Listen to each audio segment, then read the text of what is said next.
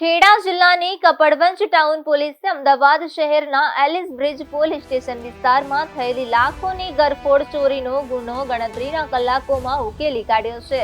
પોલીસે 7.45 લાખના મુદ્દામાલ સાથે 2 તસ્કરોની અટકાયત કરી છે. પોલીસને બાતમી મળી હતી કે અમદાવાદના એલિસ બ્રિજમાં થયેલી ચોરીનો મુદ્દામાલ લઈ 2 ઈસમો એક્ટિવા પર કપડવંજમાં વેચવા આવી રહ્યા હતા. આ બાતમીને આધારે પોલીસે કપડવંજ દાણા ચોકડી ખાતે વોચ ગોઠવી હતી. ત્યાંથી પસાર થઈ રહેલા એક્ટિવાને રોકી તપાસ કરતા પોલીસ પણ ચોંકી ઉઠી હતી. ચેકિંગ દરમિયાન તેમની પાસેથી મોંઘા કેમેરા, લેપટોપ લેન્સ અને ગિમ્બલ મળી આવ્યા હતા. ઝડપાયેલા આરોપીની ઓળખ દર્શન મકવાણા અને તીર્થ પટેલ તરીકે થઈ છે.